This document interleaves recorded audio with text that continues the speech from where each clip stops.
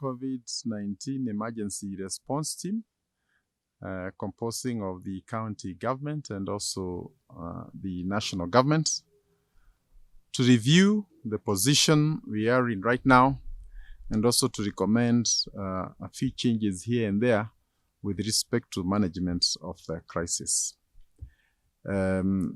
First, we wish to thank the people and the residents of Nakuru for compliance with the curfew. The first day we had a few challenges, but that would be expected of a matter as significant as a curfew being brought on the first day. But since yesterday, there's been a remarkable improvement in compliance. And we will be requesting that in days to come, members of the public and residents in general appreciate that the curfew is in their best interest and that they would best serve this country and themselves well if they complied with the terms of the curfew. We have also noted that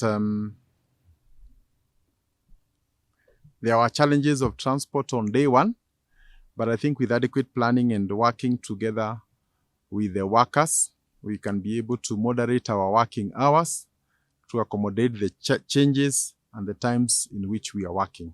So again, we are working with the employers to ensure that our programs are in compliance with the curfew requirements.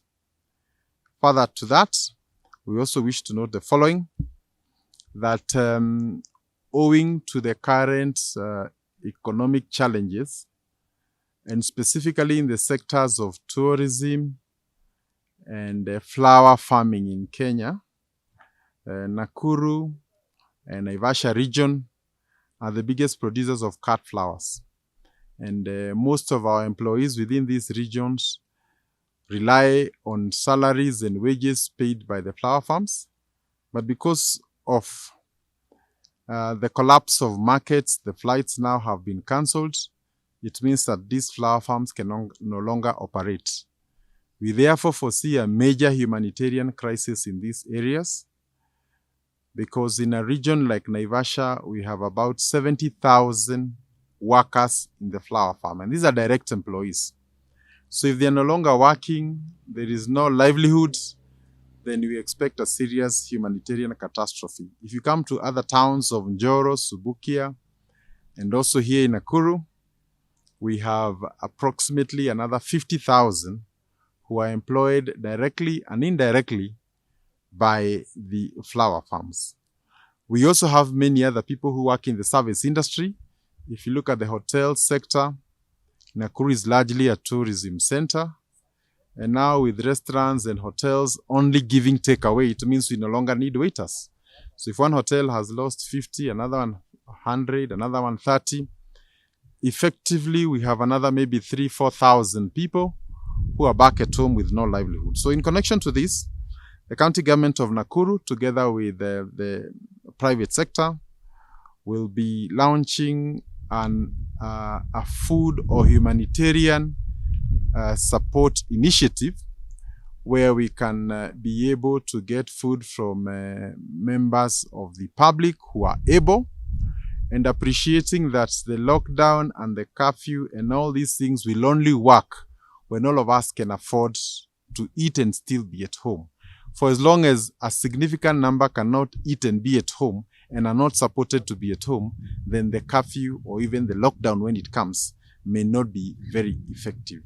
So we will be coming up with numbers. We will set up a committee, and to start it off as a county, we will also contribute significantly. Our target is to put about 250 million for this particular project to help vulnerable members of the community, and specifically in the slum areas, in the flower growing areas, and other sectors that have been rendered redundant by the COVID-19 scourge.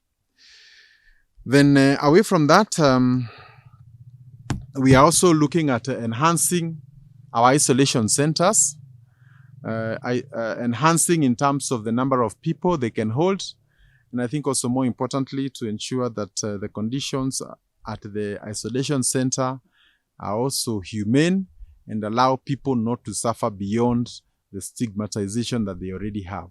So we will be working together with other government agencies, including schools and other installations, to see how we can improve our capacity in that regard. We'll also be including an aspect of counseling, because we realize that one of the biggest problem that the COVID has brought with the isolation is psychological problems. Those who are isolated, and even those who are not isolated, there is a psychological situation that requires to be handled with a lot of caution, and we will be working with our volunteer counselors to ensure that those who are in isolation do not end up suffering more damage than they already have had. Then, in view of the need for the masks to prevent infection and the global shortage of the same, we are working with local companies that are in the textile industry, and we hope that very soon within Nakuru we'll be able to strike a deal with some of the companies that are in the textile sector to produce these masks for the larger public within Nakuru and also within Kenya.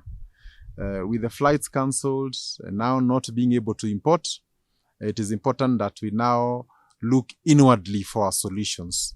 And we will be working with the private sector to see how we can overcome that. Already we have 2 or 3 companies that have expressed both capacity and willingness to produce these masks. And I think the challenge for all of us is to see beyond the masks, what else can they be able to produce to make sure that we all work together towards fighting this COVID-19 problem. We have also noted with concern that Nakuru, together with many other counties in the Rift Valley section, are counties that are primarily the food basket of this nation. And with the COVID-19, we have seen reluctance and sometimes half-hearted efforts in this planting season.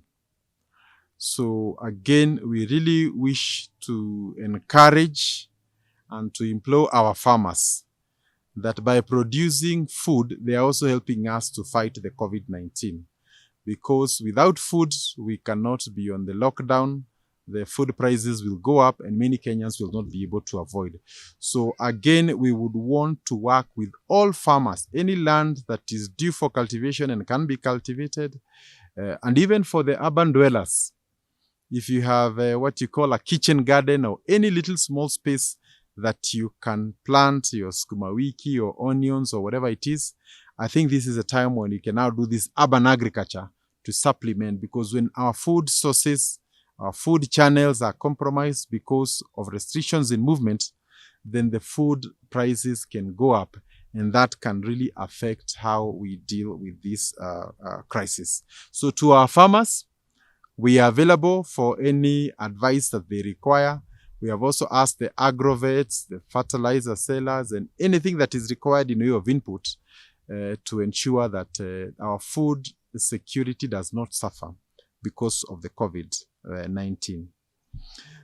We have also noted that, as previously advised, the number of old persons on our streets has gone down. It is well noted that COVID is more serious with people with pre-existing conditions and also old persons. And we had sent an advisory that our old persons should reduce their movement, and in particular areas of high risk, especially in urban areas. And we really want to encourage that this is enforced. And I think for all of us with parents and brothers and sisters and aunties and so on and so forth, I think anything you can do to keep our parents at home and avoid that risk will be seriously encouraged. Lastly, we have noted that the counties that have so far confirmed cases are 5: Nairobi, Kajiado, Mombasa, Kwale, and Kilifi.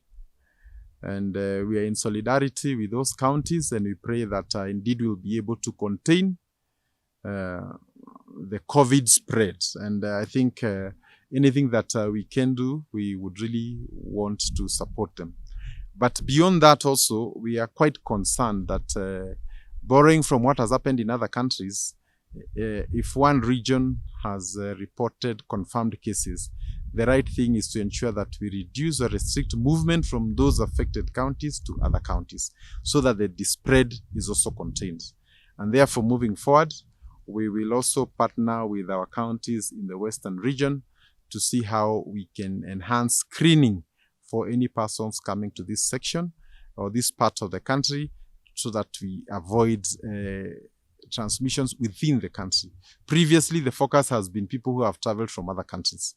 But because now the disease is here with us, it is now in Kenya, I think now focus must be from those counties or towns where it is already confirmed to areas where it is not there so that we can preserve what you have already been able to get. And then lastly, we are also studying the impact of the COVID-19, both on the economy and our budgets.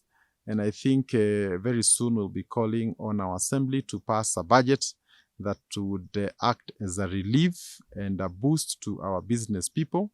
And I think we are looking at this in view of the challenges that we have seen for our business people, and also appreciating that this is not part of the normal that we are used to. And therefore, business people are also going through unusually difficult times.